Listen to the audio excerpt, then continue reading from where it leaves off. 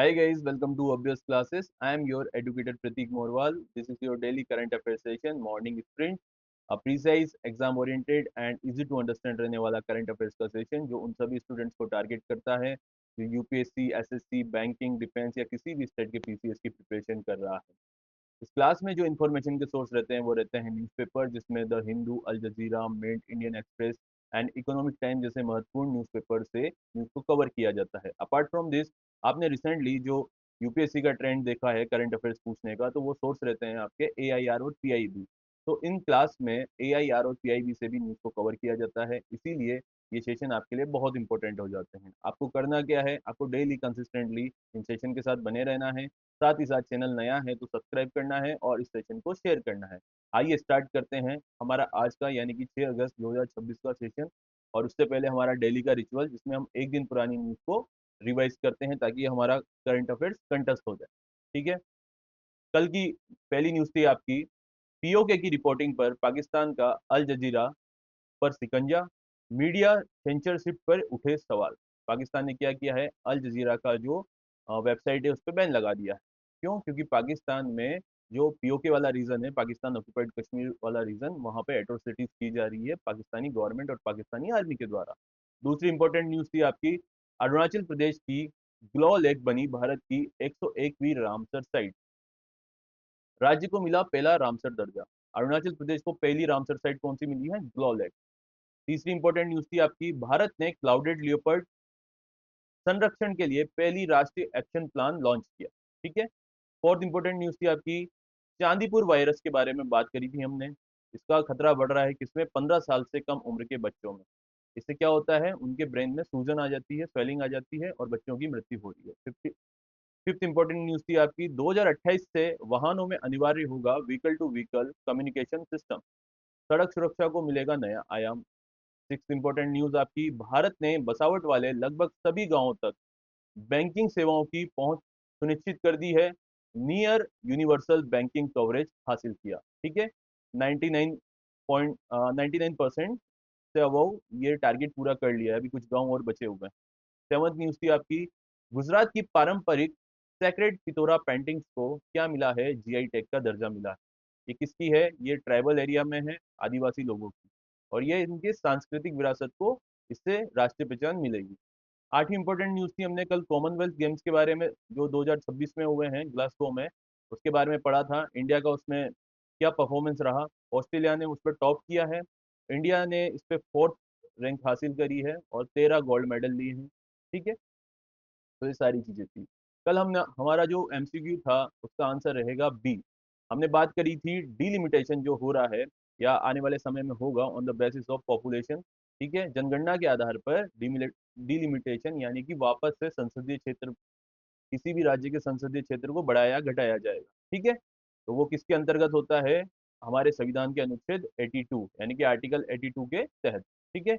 आज की हमारी पहली न्यूज रहेगी, Nauru launches climate funded golden passport scheme. अभी हमने नौरो के बारे में एक क्लास पहले ही पढ़ा था कि ये एक ऐसा प्रशांत महासागर का द्वीपीय देश है जिसने अपना नाम चेंज कर लिया। क्या करा है इसने? रिपब्लिक ऑफ नारू से रिपब्लिक ऑफ नैरो, है ना? तो ये इसका नया नाम हो जाएगा। अब ये क्या कर रहा है? गोल्डन पासपोर्ट स्कीम लॉन्च कर रहा है। क्या है ये स्कीम? आइए एक बार इसको समझते हैं।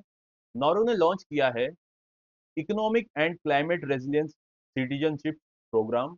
एक प्रोग्राम लॉन्च किया है जिसके तहत वो क्या दे रहा है? Citizenship by investment. उसको बोल रहा है गोल्डन पासपोर्ट। यानी कि कोई बाहर का व्यक्ति अगर अपना पैसा देना चाहता है, इन्वेस्टमेंट करना चाहता है, तो उसको कहाँ का पासपोर्ट मिल जाएगा? नौरो का, जो नया क्या है? Republic of narrow. ठीक है। अब वो इन्वेस्टमेंट कितनी है, क्या है, वो हम समझते हैं। This scheme grants Nauruan citizenship and a passport in exchange for financial contribution. अगर कोई व्यक्ति यहाँ पे इन्वेस्टमेंट करता है तो उसको क्या मिलेगा?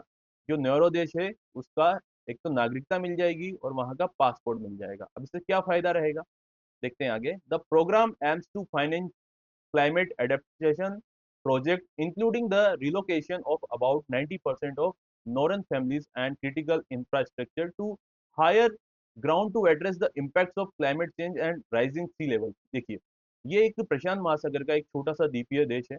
ठीक है, पूरे विश्व में अगर हम बात करें तो तीसरा सबसे छोटा देश है।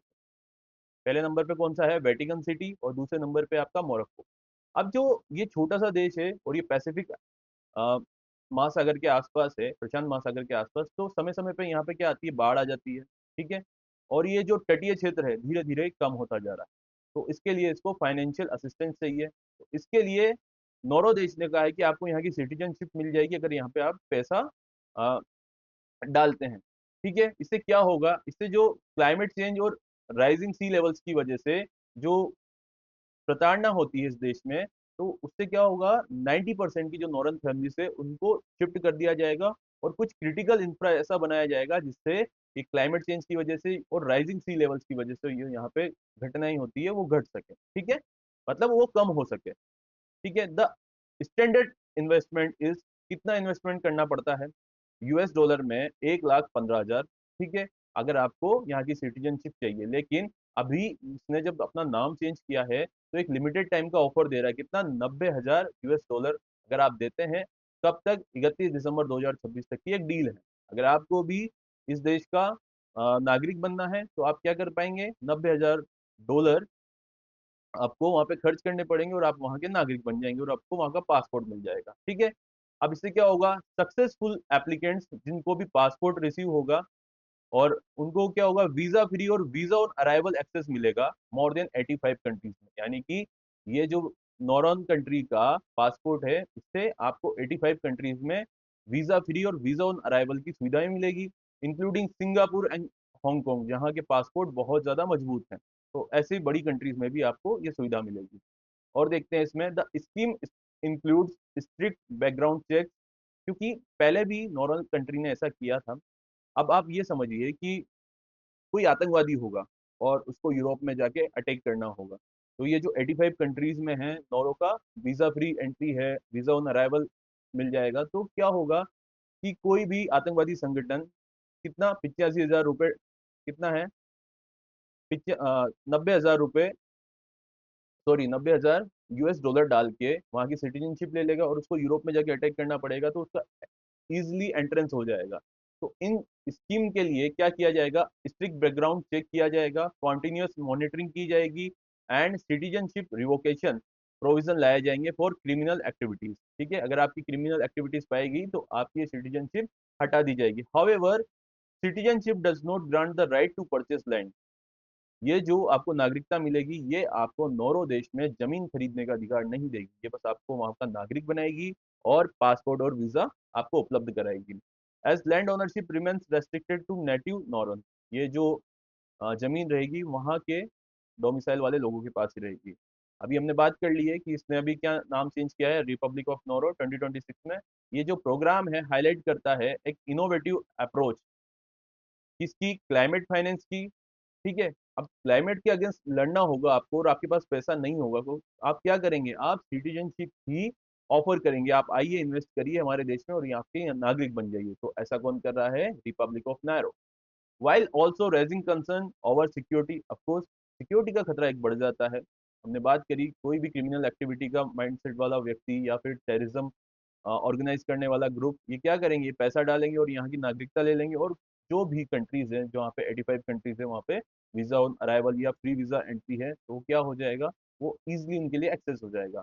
पासपोर्ट का मिसयूज और इंटरनेशनल सिक्योरिटी पे उसका खतरा रहेगा। ठीक है, तो ये सारी चीजें हमने इस पासपोर्ट के बारे में देख ली है। ठीक है, क्या है कि जो नौरो है तुर्कियों में बना हुआ है, पहले तो नाम चेंज करने की वजह से, फिर गोल्डन पासपोर्ट स्कीम इशू करने की वजह से, तो ये एग्जाम के लिए बहुत इंपॉर्टेंट हो जाता है। नेक्स्ट न्यूज देखते हैं अपन। इंडिया क्रॉसेस, इंडिया ने क्रॉस किया है 20,000 से ज्यादा ऑर्गन ट्रांसप्लांट के व्यक्तियों को। ठीक है, ई प्रत्यारोपण डिजिटल प्लेटफॉर्म लॉन्च किया गया है। ये दो दो न्यूज है किससे related? Organ transplant. Organ transplant क्या होता है? सबसे पहले तो आप ये समझिए, जब एक व्यक्ति अपनी इच्छा से अपने शरीर का कोई अंग दूसरे किसी व्यक्ति जिसमें जिसकी बॉडी में उस अंग की कमी है या रिक्वायरमेंट है उसको डोनेट करता है, और ये किसके द्वारा होता है? एक ये सर्जरी के द्वारा होता है। तो इस तरीके की सर्जरी को क्या बोलते हैं? Organ transplantation. ठीक है, ये समझ में आया इसमें किसका होता है? इसमें आपके किडनी का होता है, गुर्दे का होता है, हृदय का होता है, ठीक है, इन सब चीजों का ट्रांसप्लांटेशन होता है।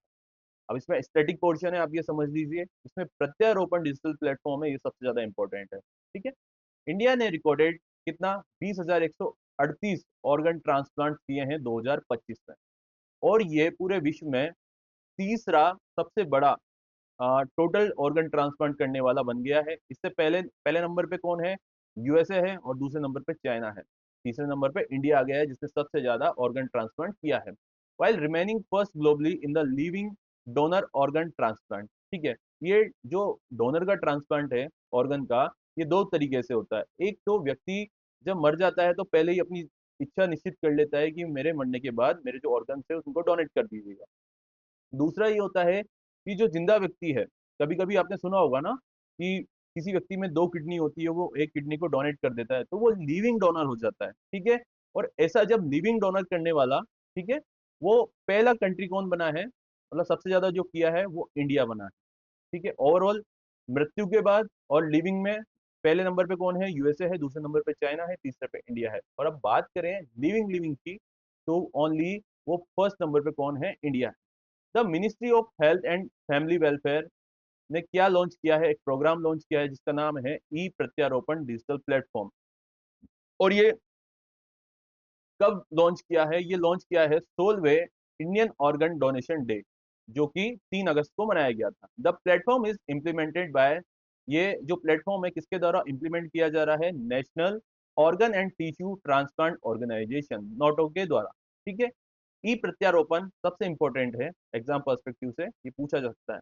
ये क्या है? एक नेशनल इंटीग्रेटेड डिजिटल प्लेटफॉर्म है जो कनेक्ट करता है हॉस्पिटल्स को, ट्रांसप्लांट सर्जन को, ऑर्गन डोनर्स को, रेसिपेंट्स को, यानी कि ऑर्गन देने वाले को और लेने वाले को। ठीक है, रेगुलेटरी अथॉरिटीज, इसको कौन रेगुलेट करेगा कि ये किसी गलत व्यक्ति के हाथ में नहीं चला जाए, इसका मिसयूज ना हो जाए, क्योंकि डोनर ने तो एक बार डोनेट कर दिया, अभी वो ट्रांसप्लांट हो रहा है कि नहीं हो रहा, ये सारी चीजों का रेगुलेशन करना पड़ेगा to ensure transparent, fair and real time organ allocation, reducing delays and preventing malpractices. ठीक है, तो ये सारी चीजें हर जगह एक तरीके से करप्शन है। क्या होता है, कभी कभी डोनर अपना ऑर्गन को डोनेट तो कर देता है, लेकिन रिसिप्ट होता है जो लेने वाला होता है उसको ले भी नहीं पाता, बीच में उसकी स्मगलिंग हो जाती है। मतलब किसी व्यक्ति ने अगर ज्यादा पैसा देगा तो वहां पे उसको पहुंचा दिया जाता है। तो इन सारी तरीके की अ, दुविधा से निपटने के लिए क्या लेके आया गया है? एक ई प्रत्यारोपण नाम का डिजिटल प्लेटफॉर्म लाया गया है, जो सारा डेटा किस पे होगा? मोबाइल पे होगा, इंटरनेट पे चढ़ा हुआ होगा। ठीक है, नेक्स्ट देखते हैं अपन इसमें, अलोंग विद द प्लेटफॉर्म, इस प्लेटफॉर्म के साथ गवर्नमेंट ने लॉन्च किया है नोटो मोबाइल ऐप। ठीक है, और जुग जुग जियो अभियान, ये दोनों किसका पार्ट रहेंगे? प्रत्यारोपण, ई प्रत्यारोपण का। फॉर ऑर्गन डोनेशन अवेयरनेस, ये क्या चलाएंगे? ऑर्गन डोनेशन की अवेयरनेस, क्योंकि बहुत से लोगों को ये लगता है ना कि मरने के बाद भी नहीं देना चाहिए। आप करेंगे क्या उसका मरने के बाद? आप एक नई जिंदगी देके जा सकते हैं, तो क्यों ना आप आपका ऑर्गन डोनेशन करें। फिर ये स्वेच्छा से ही डिपेंड करता है, आपकी इच्छा है कि नहीं है। इसमें कोई फोर्सफुली सरकार आपसे नहीं कराएगी, लेकिन आपको क्या बताया जाएगा? इसकी अवेयरनेस बताई जाएगी कि इसके फायदे क्या है। और इससे क्या होगा? New brain steam death certification guidelines. ठीक है, इसमें क्या होता है, जब व्यक्ति की स्टीम डेथ हो जाती है, यानी कि उसके जो नर्वस सिस्टम काम करना बंद कर जाता है, वो एक जिंदा लाश होता है, तो उस केस में क्या होगा? ऑर्गन डोनेशन हो सकता है। The national guidelines on Swift transplantation. अब स्विफ्ट ट्रांसप्लांटेशन क्या होता है? जब एक व्यक्ति लेने वाला होता है ऑर्गन को और एक व्यक्ति देने वाला होता है, तो कभी कभी क्या होता है, उन दोनों की नहीं बनती है कि हम इसका पर्टिकुलर नहीं लेंगे। तो अब ऐसा ही केस अदर सिचुएशन में बनता है, एक लेने वाला होता है, एक देने वाला होता है ऑर्गन को। तो जो दोनों डोनर्स होते हैं दोनों सिचुएशन में, वो क्या करते हैं? वो सिचुएशन वन को दे देता है और दूसरा सिचुएशन टू को दे देता है ना? तो डोनर एक्सचेंज हो जाते हैं, यानी कि स्वैप हो जाते हैं। तमिलनाडु पूरे देश में ऐसा पहला राज्य है जो बना रहा है leading state in disease organ donation, यानी कि मृत्यु के बाद जो ऑर्गन डोनेट हो रहे हैं उसमें पहला नंबर कौन है? तमिलनाडु स्टेट का। जबकि दिल्ली एनसीआर की अगर बात करें तो highest number of total organ transplant हुए हैं, जीवित व्यक्ति के और मरे हुए व्यक्तियों के जो ऑर्गन ट्रांसप्लांट हुए हैं वो कहाँ पे सबसे ज्यादा हुए हैं? दिल्ली एनसीआर। 2025 की बात कर रहे हैं। Despite this progress the gap between organ demand and organ availability remains a major public health challenge in India. India में अभी भी चैलेंज बना हुआ है, क्योंकि जितनी ऑर्गन्स की डिमांड हो रही है उतना ऑर्गन्स अवेलेबल नहीं करा पा रही है सरकार। ठीक है, तो इंडिया के लिए अभी भी चैलेंज की बात है, लेकिन हमें इस बात की खुशी होनी चाहिए कि हम यूएसए और चाइना के बाद तीसरे ऐसा कंट्री बन गए हैं जो ऑर्गन ट्रांसप्लांटेशन करवा रहे हैं। इंडिया को इनको भी सरपास करना पड़ेगा अगर एक ह्यूमन लाइफ को वैल्यू देनी है, और एक ऑर्गन से एक लाइफ बच सकती है। ठीक है, तो ये सारी चीजें हमने देख ली। नेक्स्ट न्यूज देखते हैं अपन। Supreme Court extend 10 kilometre mining buffer to all wetland conservation reserve. हम 2-3 दिन से क्या पढ़ रहे हैं? वेटलैंड्स के बारे में पढ़ रहे हैं। वेटलैंड्स क्या होते हैं? ऐसा पानी वाला इलाका जहाँ पे माइग्रेटरी बर्ड्स आती है और वहाँ पे वनस्पति उगती है और एक तरीके का बायोसिस्टम बनाती है। ठीक है, तो उसी को वेटलैंड बोलते हैं। अब रामसर साइट्स क्या होती है?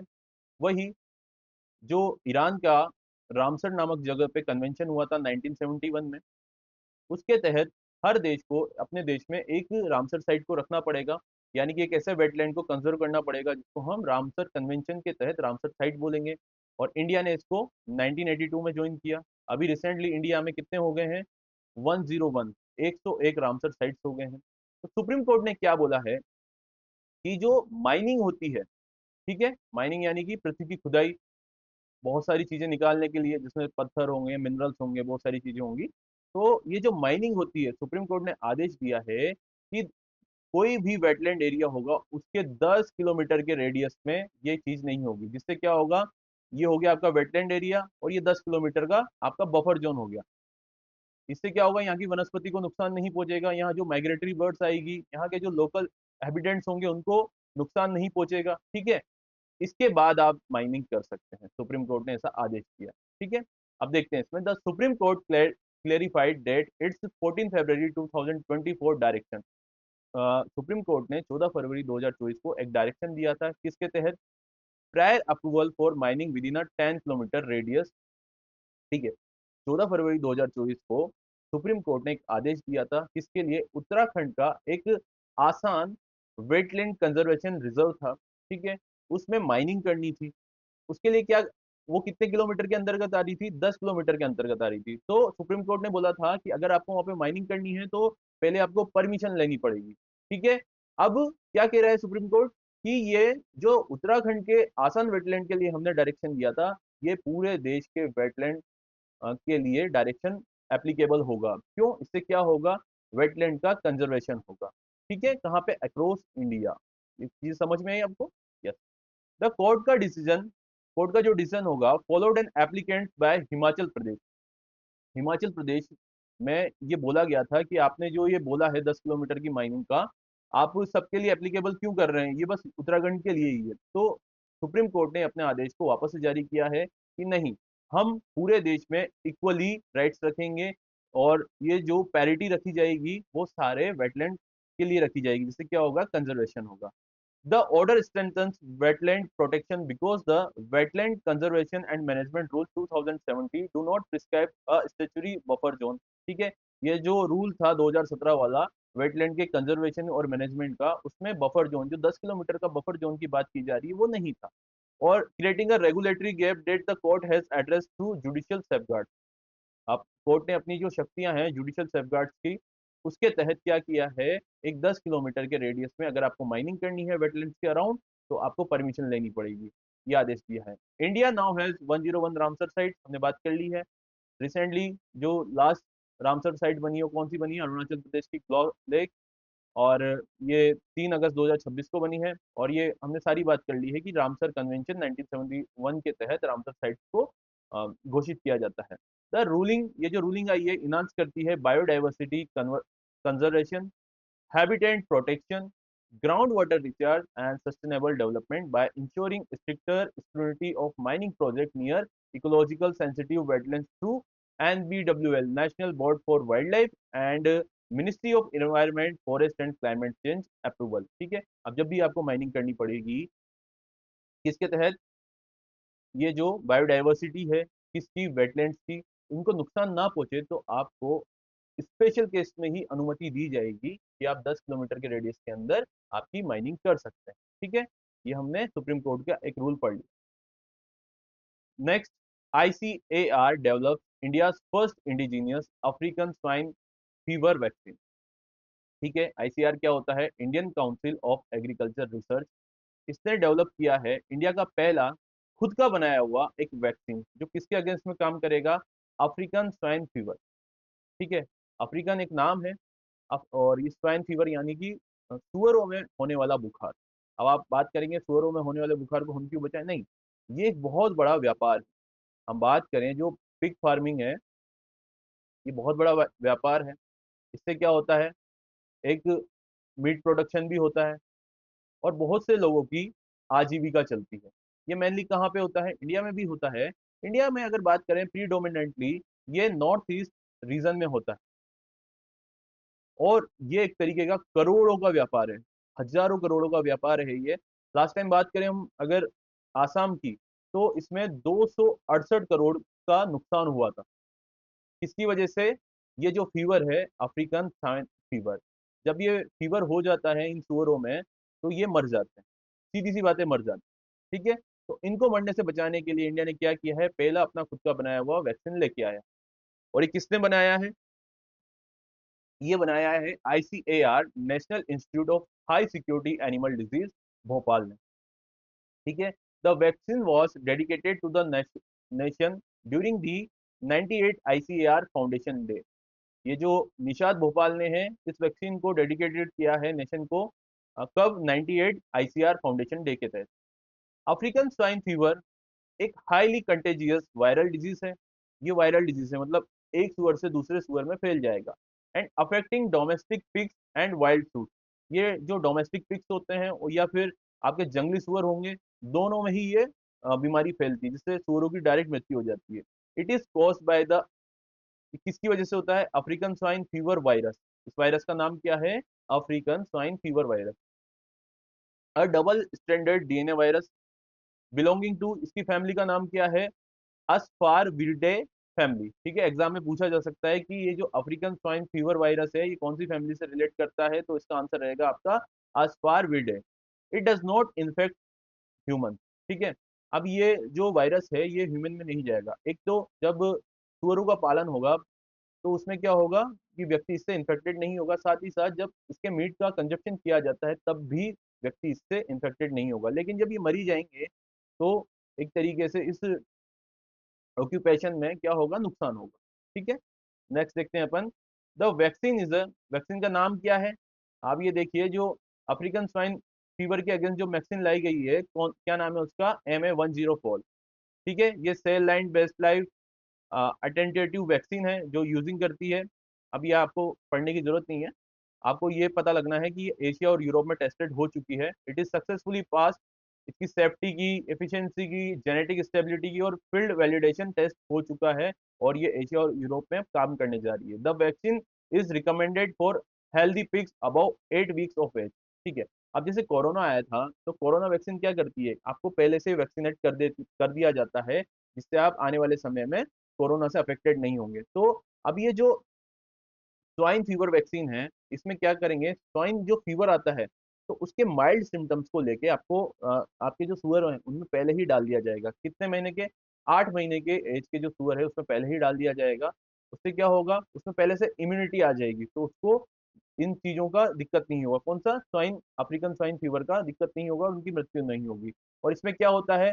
इसमें 14 दिन बाद एक बूस्टर डोज भी लगता है। 8 महीने में पहला लगेगा और उसके 14 दिन बाद एक बूस्टर डोज लगेगा। ठीक है, the vaccine is expected to significantly reduce economic losses in India's pig farming sector. Yes, जो इंडिया के पिग फार्मिंग सेक्टर में जो इकोनॉमिक लॉस होते हैं उनसे बचा जा सकता है। Particularly in north east states, हमने बात कर ली है नॉर्थ ईस्ट स्टेट्स के बारे में, where SF has caused heavy livestock mortality. It is expected to reach the market after patenting, licensing and commercial manufacturing like within 6 months. ये patent होने के बाद, उसकी लाइसेंसिंग होने के बाद और इसकी कमर्शियल यानी कि ज्यादा अमाउंट में इसकी मैन्युफैक्चरिंग होने के बाद, ये लगभग 6 महीने में मार्केट में आने वाली है। 6 महीने के अंदर ये मार्केट में आ जाएगा। ठीक है, इंपॉर्टेंट है। नेक्स्ट न्यूज देखिए आप। RBI keeps repo rate unchanged at 5.25%। ठीक है, RBI क्या कर रहा है? RBI, पहले तो ये समझिए कि हर 2 महीने में अपनी पॉलिसीज बताता है कि हमारी रेपो रेट कितनी रहेगी, रिवर्स रेपो रेट कितनी रहेगी, एसडीएफ कितना रहेगा, एमएसएफ कितना रहेगा। तो इस बार आरबीआई ने तीसरा 2 मंथ का जो उसका डाटा होता है वो निकाला। ठीक है, क्योंकि जो इंडिया का फाइनेंशियल ईयर है ये कब से चालू होता है, अप्रैल से चालू होता है और मार्च तक चलता है। तो अप्रैल और मई के लिए पहला आ गया था, जून और जुलाई के लिए दूसरा आ गया था, अगस्त और सितंबर के लिए ये तीसरा आया है। तो इसमें क्या रेट्स रखी गई है आप देखिए। The reserve bank of India ने क्या किया है, थ्रू मॉनेटरी पॉलिसी कमिटी, ठीक है, 6 लोगों की एक कमेटी होती है जो इन सारी परसेंटेज को डिसाइड करती है। तो रिजर्व बैंक ऑफ इंडिया ने 1934 के उसके नियम के तहत मॉनेटरी पॉलिसी कमेटी के साथ क्या किया है, रेपो रेट को अनचेंज रखा है इस बार 5.25%। अब रेपो रेट क्या होता है, एक ऐसी लोन की रेट जो कौन लेता है, कमर्शियल बैंक्स लेते हैं, कमर्शियल बैंक्स लेते हैं, किससे, आरबीआई से। आरबीआई से जब भी किसी कमर्शियल बैंक को पैसा लेना पड़ेगा छोटे समय के लिए, छोटे समय के लिए यानी कि कम समय के लिए, तो जिस इंटरेस्ट रेट पे आरबीआई कमर्शियल बैंक को पैसा देगा उसे बोलेंगे अपन रेपो रेट। ठीक है, and maintain a neutral monetary policy. अब ये जो मॉनेटरी पॉलिसी है इन 2 महीने के लिए न्यूट्रल रखी गई है ना, इनकी पहले से कोई डिसाइड नहीं किया कि हम क्या करेंगे, हमारी रेपो रेट इतनी रखेंगे, रिवर्स रेपो रेट इतनी रखेंगे। The RBI retain the standing deposit facility rate at 5%। अब इसमें क्या करा गया है, ये जो सारा डेटा बताया है रेपो रेट के बारे में बता रहा है, और ये जो स्टैंडिंग डिपॉजिट फैसिलिटी क्या होती है, जब कमर्शियल बैंक के पास ज्यादा एक्स्ट्रा पैसा आ जाता है तो उन पैसों को वो आरबीआई में जमा करा देता है, क्योंकि देश का बैंक तो कौन सा है, आरबीआई है। और उस पे इंटरेस्ट रेट कितना देगा आरबीआई, 5% का।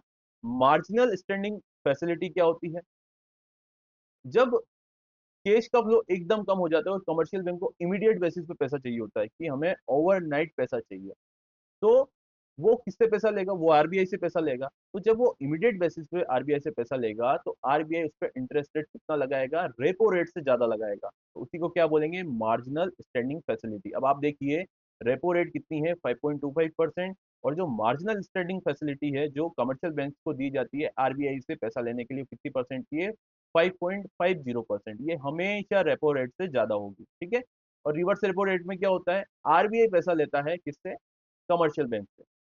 The RBI raised India's real GDP growth forecast for financial year 2026-7 to 6.7%। RBI ने कितना एस्टिमेशन लगाया है 2026-27 के लिए, 6.7%। और ये रिफ्लेक्ट करेगा स्ट्रॉन्गर प्राइवेट कंजप्शन को, इन्वेस्टमेंट को, एक्सपोर्ट्स को और इकोनॉमिक रेजिलियंस को। नेक्स्ट देखते हैं इसका, the CPI consumer price index inflation forecast for financial year 2026-27 was revised downward to 5.0%। ठीक है, अब ये कंज्यूमर प्राइस इंडेक्स क्या होता है, सारी मूलभूत सुविधाओं को, जितनी भी खाद्य पदार्थ की होगी, फ्यूल की होगी या और भी कम्योडिटी की होगी, उसमें जो भी आपका प्राइस बढ़ेगा, जो कंज्यूमर खरीदेगा उसको क्या बोलेंगे अपन, कंज्यूमर प्राइस इंडेक्स, है ना, और उसमें बढ़ने वाली महंगाई को इन्फ्लेशन बोलेंगे।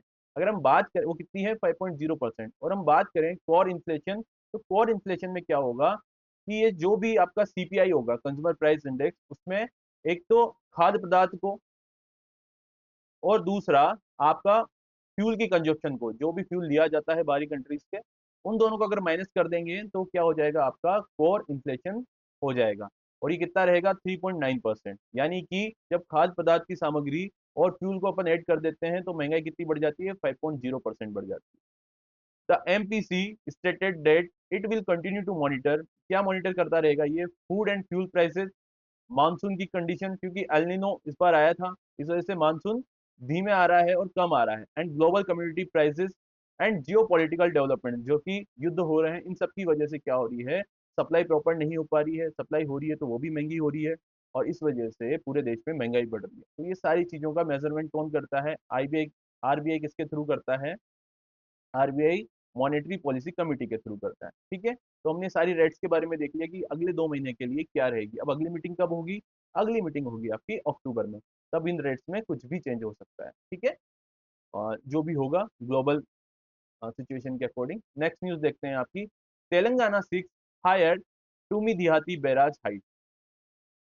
तेलंगाना क्या कर रहा है, एक टूमी दिहाती बैराज है। अब बैराज किसके लिए बनाया जाता है, बैराज पानी को स्टोरेज करने के लिए बनाया जाता है। अब स्टोरेज पानी का इस्तेमाल किसके लिए होता है, पीने के लिए भी होता है, इरिगेशन के लिए भी होता है, और एनर्जी हाइड्रो इलेक्ट्रिसिटी प्रोजेक्ट के लिए भी होता है। तो ये सारी चीजों के लिए बैराज बनाया जाता है। अब तेलंगाना ने रिक्वेस्ट की है सेंट्रल गवर्नमेंट को कि हमारा एक बहुत लंबे समय से चलता आ रहा है एक विवाद है महाराष्ट्र गवर्नमेंट के साथ, उसको प्लीज आप सुलझाइए। किस पे है ये विवाद, टूमी देहाती बैराज पे। और ये किसका की कंपोनेंट है, ये प्रणहिता और चेवेल्ला इरिगेशन प्रोजेक्ट में एक प्रणहिता नदी के ऊपर बनाया गया प्रोजेक्ट है, ठीक है। और जो प्रणीता रिवर है, ये गोदावरी रिवर की एक ट्रिब्यूटरी है, यानी कि सहायक नदी है। प्रणीता रिवर की अगर बात करें तो ये दो नदियों से मिलकर बनती है, एक तो हो गया आपका वेन गंगा, और दूसरा हो गया आपका वर्धा। ये दो नदियों से मिलकर क्या बनती है आपकी, प्रणीता। और ये प्रणीता रिवर किसकी सहायक नदी है, गोदावरी। ये भारत की दक्षिण गंगा भी कही जाती है, ठीक है। और इसका सबमर्ज किसमें होता है आपका, बे ऑफ बंगाल में, बंगाल की खाड़ी में जाके मिल जाती है। और ये जो गोदावरी रिवर है ये निकलती कहाँ से है, ये निकलती है आपकी नासिक के पास त्र्यंबकेश्वर से, ठीक है। तो ये गोदावरी नदी के बारे में हमने पढ़ लिया। वापस जम करते हैं अपन, ये प्रोजेक्ट बन रहा है जो तुम्मी दियाती बैराज प्रोजेक्ट। इसके लिए लड़ाई हो रही है किसमें, तेलंगाना में और महाराष्ट्र में। अब ये लड़ाई का रीजन क्या है, लड़ाई का रीजन है हाइट, इस बैराज की हाइट कितनी रहेगी। तो तिरंगा तो बोल रहा है कि इसकी हाइट होनी चाहिए 150 मीटर, जबकि महाराष्ट्र बोल रहा है कि इसकी हाइट होनी चाहिए 148 मीटर। यानी कि 2 मीटर की हाइट की लड़ाई के लिए 2 मीटर की हाइट के लिए ये सारा झगड़ा हो रहा है। The state argue that a higher FRL will improve irrigation and enable better utilization of its allocated Godavari river water, ठीक है। जो तेलंगाना बोल रहा है कि अगर 2 मीटर ज्यादा बढ़ेगा तो पानी का स्टोरेज ज्यादा होगा। अब इस स्टोरेज की वजह से क्या होगा, जो गोदावरी रिवर का डाउनफॉल यानी कि बहता हुआ पानी आ रहा है उसको हम स्टोरेज कर सकते हैं, तो उसका इजीली हम उसका उपयोग कर पाएंगे। According to engineering estimates, engineer क्या कह रहे हैं इसके बारे में, 150 मीटर का जो FRL है, जो ये प्रोजेक्ट में पानी भरा रहेगा, ये अलाउ करेगा यूटिलाइजेशन अबाउट 100 TMCFT। ये एक यूनिट होती है वाटर की, जो कैरिंग कैपेसिटी होती है थ्रू ग्रेविटी फ्लो। हमने बात कर ली ग्रेविटी यानी कि नीचे उतरता हुआ पानी से गोदावरी का, उसको हम यूज करेंगे। Reducing dependence on expensive lift irrigation system. जब जो लिफ्ट इरिगेशन सिस्टम क्या होता है, मोटर के थ्रू पानी को ऊपर चढ़ाना, पानी को कहीं और भेजना। तो जब डाउनफॉल हो ही रहा है, ग्रेविटी के साथ पानी बह ही रहा है, तो क्यों हम उसका इस्तेमाल ना करें। और देखते हैं अपन इस प्रोजेक्ट में क्या बात हो रही है। Telangana has stated that even with 150 metre FRL the submergence area in Maharashtra would remain below 1000 hectare. देखो, महाराष्ट्र की अपनी एक कंसर्न है कि आप जब इसकी हाइट बढ़ाएंगे तो हमारा एरिया क्या हो जाएगा, जब पानी को हम भरेंगे एक जगह तो उस एरिया की वन संपदा नष्ट हो जाएगी, उसका पूरा एरिया खत्म हो जाएगा, उसकी जमीन ले ली जाएगी। तो महाराष्ट्र ऐसा बोल रहा है कि इसमें हमारी जमीन चली जाएगी, लेकिन तेलंगाना इस पे आर्ग्यू कर रहा है कि जो हम 2 मीटर बढ़ा रहे हैं उससे क्या होगा, आपका 1000 हेक्टेयर से कम की कम साइज की जमीन को ही हम लेंगे, जो कि एक टेक्निकली और इन्वायरमेंटली फिजिबल है, इतना हम ले सकते हैं। FRL की अगर फुल बात करें फुल फॉर्म की, तो ये होता है full reservoir level is the maximum designed storage level of a reservoir, ठीक है। कितना पानी उसमें स्टोरेज हो सकता है। वाइल TMCFT क्या होता है, 1000 million cubic feet, is a standard unit use to measure large volume of water in irrigation and reservoir project, ठीक है। इरिगेशन और रिजर्व प्रोजेक्ट के लिए पानी को जो स्टोरेज होता है इसको किसमें नामते हैं, TMCFT में। गॉट इट, तो हमने सारा देख लिया। एग्जाम में पूछा जाएगा कि तेलंगाना और महाराष्ट्र के बीच में कौन से विवाद हो रहा है, तो वो हो रहा है तुमी दियाती बैराज हाइट के लिए, ठीक है। हाइट कितनी मांग रहा है तेलंगाना, 150 मीटर, और महाराष्ट्र कितनी अलाउ कर रहा है, 148। जो तुमी दियाती बैराज है किस पे हो रहा है, गोदावरी के रिवर की वजह से, ठीक है। ये सारी चीजें हमने देख ली है, प्रणीता नदी के बारे में देख लिया है, गोदावरी रिवर के बारे में देख लिया है। तो ये सारी चीजें एग्जाम में आ सकती है। नेक्स्ट इंपॉर्टेंट न्यूज देखते हैं अपन, Supreme Court examine constitutionally validity of CAPF act 2026। Supreme Court क्या कर रहा है, देखते हैं। सबसे पहले तो ये किसके बारे में है, ये आदेश दिया है सुप्रीम कोर्ट ने सीएपीएफ एक्ट के बारे में। सीएपीएफ क्या होता है, आपका सेंट्रल आर्म पुलिस फोर्स होता है। ये होम मिनिस्ट्री के अंतर्गत आता है।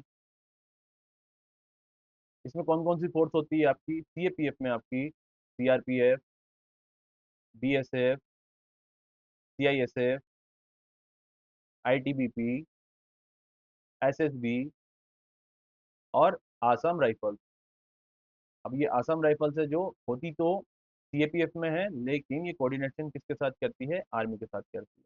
ठीक है, तो ये 6 फोर्सेस रहती है सीएपीएफ में। अब सीएपीएफ में हो क्या रहा है, सीएपीएफ में जो बड़े पदों पे अधिकारी आते हैं, तो वो अगर नियम देखा जाए तो जैसे कमांडेंट लगेगा, असिस्टेंट कमांडेंट लगेगा, उनका प्रमोशन होते होते वो आईजी बनना चाहिए। लेकिन सुप्रीम कोर्ट ने ये बोला हुआ है कि एक नियम आया है जिसके तहत काफी लंबे समय से जो बड़ी पोस्ट पे है सीएपीएफ को, उसको कौन होल्ड कर रहा है, देश के आईपीएस। और इसी के संदर्भ में सीएपीएफ के जो नीचे के अधिकारी हैं, जिसमें बात करें असिस्टेंट कमांडेंट, कमांडेंट, आईजी, तो ये क्या बोल रहे हैं कि हमको प्रमोट होके आगे जाना चाहिए। और अगर ऐसा नहीं करेंगे तो इससे क्या होगा, अनुच्छेद आर्टिकल 14, आर्टिकल 16 और आर्टिकल 21 का वायलेशन हो रहा है संविधान के। तो ये सारी चीजें, आइए देखते हैं। The Supreme Court has issued a notice to central government. Supreme Court ने सेंट्रल गवर्नमेंट को एक नोटिस इशू किया है on a petition challenging the central armed police force general administration act 2026। एक पिटिशनर ने क्या की है, पिटीशन दी है कि बोला है कि ये जो सेंट्रल आर्म पुलिस फोर्स का एक्ट है 2026 का, इसके अंतर्गत क्या हो रहा है, हमारे साथ आर्टिकल 14 का, आर्टिकल 16 का और आर्टिकल 21 का वायलेशन हो रहा है। पिटिशन ने ये आर्ग्यू किया है कि act effectively overrides the Supreme Court judgment in Sanjay Prakash versus Union of India. एक ही केस का नाम है, जो ध्यान रखिएगा आप, Sanjay Prakash versus Union of India. 23 मई 2025 को एक केस हुआ था जिसमें सुप्रीम कोर्ट ने अपनी जजमेंट दी थी कि आने वाले समय में आप धीमे धीमे क्या करेंगे, आईपीएस का जो डेपुटेशन होता है, डेपुटेशन क्या होता है, एक विभाग का अधिकारी दूसरे विभाग में आके उसको संभाले। तो ये परमानेंट नहीं होता है, कुछ समय के लिए होता है। तो ये जो आईपीएस अधिकारी हैं, ये बड़ी पोस्ट संभाल रहे हैं सीएपीएफ में। 2025 में जो 23 मई को सुप्रीम कोर्ट ने डायरेक्शन दिया था, अपनी जजमेंट दी थी कि धीमे धीमे ये आईपीएस की जो संख्या है डेपुटेशन, आप सीएपीएफ में बड़ी पोस्ट पे कम कर दीजिए। ठीक है, तो अब पिटिशनर क्या बोल रहा है, इसलिए पिटिशन डाली है कि एक तो आपकी बात नहीं मानी जा रही है सुप्रीम कोर्ट, ठीक है। दूसरा, हमारे साथ संविधान के अनुसार जो आर्टिकल 14, 16 और 21 है, उसमें हमारे साथ गलत हो रहा है। Under section 3 of CAPF act 2026, अभी ये जो सरकार नया एक्ट लेके आई है सीएपीएफ का 2026 का, उसके सेक्शन 3 में ये बोला गया है कि 50% जो इंस्पेक्टर जनरल होंगे, यानी कि आईजी की जो पोस्ट होगी, उसमें कौन होगा, उसमें आईपीएस लगाए जाएंगे डेपुटेशन के थ्रू। और जो 67% एडिशनल डायरेक्टर जनरल है, एडीजी की जो पोस्ट है, उसमें भी आईपीएस होंगे। और all the special director general and director general जो पोस्ट होगी, पूरी कितनी होगी, 100% आईपीएस उसमें डेपुटेशन पे लगाए जाएंगे। Are reserve for IPS officers on deputation. Next देखते हैं अपन, the petitioners contended that the act violates article 14। Petitioners क्या बोल रहे हैं, बहुत सारे लोगों ने अब इस पे पिटिशन लगाई है कि हमारे साथ ये गलत हो रहा है, किसके तहत, आर्टिकल 14 जो क्या करता है, राइट टू इक्वलिटी बोलता है। अब इनका ये मानना है कि हम तो ये जो आईपीएस वाला सिस्टम है, हम तो उधर तो नहीं जा रहे ना इंडियन पुलिस सर्विस में, और हमको तो वहां पे बड़े किसी पोस्ट पे आप लगा नहीं रहे, तो वहां से किसी अलग डिपार्टमेंट से उठा के आप सीएपीएफ में क्यों लेके आ रहे हैं। आर्टिकल 16 की बात हो रही है जिसका वायलेशन हो रहा है, equality of opportunity in public employment. जो पब्लिक एम्प्लॉयमेंट होगा उसमें इक्वल अपॉर्चुनिटी दी जाएगी आपको, ठीक है। तो इसमें भी आपको क्या हो रहा है, जो नीचे के अधिकारी हैं, कमांडेंट, असिस्टेंट कमांडेंट, उनको इक्वल अपॉर्चुनिटी नहीं दी जा रही, क्योंकि वो क्या चाहते हैं, हम प्रमोशन के थ्रू धीमे धीमे क्या इन बड़ी पोस्ट पे पहुंच जाए। आर्टिकल 21 का इसमें वायलेशन हो रहा है, राइट टू लाइफ का, including fair career progression. Yes, ये तो सही बात है कि ये जो करियर का प्रोग्रेशन है, इसमें फेयरली नहीं हो पा रहा है, क्योंकि जो सीएपीएफ में एक वॉलेंटरीली जा रहा है आदमी, तो उसी को तो आगे बड़े लेवल पे सर्व करना चाहिए, ठीक है। अब जब आईपीएस बना है तो वो सिविल सर्विसेज एग्जाम को क्रैक करके बना है, तो उसको पर्टिकुलर उस जगह पे सर्व करना चाहिए। लेकिन सरकार क्या कर रही है कि जो आईपीएस अधिकारी है उनको डेपुटेशन पे सीएपीएफ की फोर्सेस में लेके आ रही है, बड़े पद पे। और ये जो केस है, ये इंपॉर्टेंट क्यों हो जाता है, क्योंकि कॉन्स्टिट्यूशन एक क्वेश्चन खड़ा हो जाता है किसके against, doctrine of separation of power. हमारे देश में अगर बात करें तो पावर्स अलग अलग डिवाइड है, लेजिस्लेटिव में, है ना, जुडिशरी में। तो जब जुडिशरी ने अगर कोई डिसीजन दे दिया है तो संसद उसके अगेंस्ट कैसे कानून बना के पास कर रही है। तो ये सारी चीजें एक केस बनाती है किसका, doctrine of separation of powers का। And whether parliament can enact a law that effectively neutralize a judicial directive and issue link to the basic structure doctrine of the constitution. ठीक है। अब जो संसद है वो क्या कर सकती है, संविधान में चेंज तो कर सकती है, लेकिन संविधान की जो आत्मा है, बेसिक स्ट्रक्चर है, उसमें चेंज नहीं कर सकती। तो ये doctrine of separation of powers है, उसमें बताया जा रहा है कि सब लोग स्वेच्छा से अपने अपने नियम बना सकते हैं, लेकिन कोई भी किसी के बनाए हुए नियम को तोड़ नहीं सकता। तो अभी संसद क्या कर रहा है कि जो सुप्रीम कोर्ट का आदेश दिया गया था कि आप जाके क्या करिए, अब धीमे धीमे आईपीएस की डेपुटेशन को कम करिए, तो उसको कम तो नहीं किया है, संसद ने बढ़ा दिया। तो ये सारा मुद्दा तो हमने समझ लिया है सीपीएफ के बारे में। लास्ट आज की न्यूज रहेगी आपकी, former governor and educationist DY Patil passes away. Doctor Dhyandev Yashwant Rao Patil, जो कि एक एजुकेशनिस्ट रहे हैं, सोशल वर्कर रहे हैं और फॉर्मर गवर्नर रहे हैं, उनकी मृत्यु हो गई है 4 अगस्त 2026 को एट द एज ऑफ 90। कहाँ पे, कोल्हापुर महाराष्ट्र में। और इनको पहले किससे सम्मानित किया गया था, भारत का चौथा सबसे बड़ा award Padma Shri in 1991 for his contribution in social work. Social work करते थे ये, इसकी वजह से इनको पद्म श्री मिला गया है। इनके बारे में और बात करते हैं। ही बिगेन इस पब्लिक लाइफ, ने जो अपनी पब्लिक अपीयरेंस दिखाई थी किसके थ्रू दिखाई थी, कोल्हापुर के मेयर बने थे 1957 से 1962 के बीच में। और बाद में इन्होंने कांग्रेस के एमएलए के रूप में भी काम किया है। ठीक है, कब से, 1967 से 1978 in the Maharashtra legislative assembly. DY Patil की अगर बात करें तो इन्होंने गवर्नर के रूप में भी सर्व किया है, कहाँ पे, त्रिपुरा में 2009 से 2013 के बीच में। ये गवर्नर ऑफ बिहार भी रहे हैं 2013 और 14 के बाद एनडीए की गवर्नमेंट आ गई है। और इनके पास एडिशनल चार्ज भी था किसका, गवर्नर ऑफ वेस्ट बंगाल। ठीक है, वेस्ट बंगाल का गवर्नर भी रहे हैं। बात करें गवर्नर की, तो गवर्नर एक स्टेट का एक ही नहीं रहेगा। हमारे संविधान में प्रावधान है कि एक गवर्नर 2 स्टेट का भी हो सकता है। ठीक है, 2 स्टेट के लिए एक गवर्नर का भी प्रावधान है। और इनके बारे में बात करें तो इन्होंने क्या किया है शिक्षा के क्षेत्र में, जिनसे इनको एजुकेशनलिस्ट बोला जा रहा है। इन्होंने फाउंड किया है डीवाई पाटिल ग्रुप, जो ग्रो करता है किसमें, इंडिया के लीडिंग एजुकेशनल नेटवर्क में, with more than 182 educational institution. इन्होंने बनाए हैं 7 यूनिवर्सिटीज बनाई है। तो किस किस के अंतर्गत है, मेडिकल कॉलेज के लिए है, इंजीनियरिंग इंस्टीट्यूशन बनाए हैं, मैनेजमेंट के स्कूल्स बनाए हैं और हेल्थ केयर की फैसिलिटीज बनाई है। द ऑफिस ऑफ गवर्नर, अब गवर्नर की बात कर लें तो ये हमारे संविधान के अनुच्छेद 153 में बताता है, ठीक है, कि एक गवर्नर होगा हर स्टेट के लिए। डीवाई पाटिल का कंट्रीब्यूशन किसके लिए, हायर एजुकेशन के लिए, हेल्थ केयर के लिए और पब्लिक सर्विस के लिए एक बहुत बड़ा इम्पैक्ट छोड़ के गया है इंडिया के लिए, कि कैसे एक महान व्यक्ति की मृत्यु हुई है और उनका जो योगदान है हमें हमेशा याद रखना चाहिए। तो दिस इज ऑल अबाउट, हमने सारी न्यूज कवर कर ली है। आज का हमारा एमसीक्यू रहेगा, अग्रतस। अग्रतस एक नाम है किसका, a battery manufacturing arm of the Tata group. ठीक है, अग्रतस क्या है, बैटरी मैन्युफैक्चरिंग यूनिट है टाटा ग्रुप की। इस डेवलपिंग इंडिजीनियस, यानी कि खुद इंडिया में ही ये बन रही है, LFP battery technology. In the context आपको एलएफपी की फुल फॉर्म बतानी पड़ेगी। तो option are lithium fluoride polymer, option B is lithium ferrous phosphate, option C is lithium iron phosphate and the last one is lithium fuel phosphate. आपको इसका answer comment box में पढ़ना है। ठीक है, और कमेंट बॉक्स में करने के बाद आपको क्या करना है, आपके कोई भी क्वेरीज हो कि किसी सब्जेक्ट पे उनको स्पेशल क्लास लेके आनी है या हमारे आगे और भी प्लान्स हैं, तो ये सारी चीजें आपको कमेंट बॉक्स में करनी है। Thank you for watching and keep watching with obvious classes.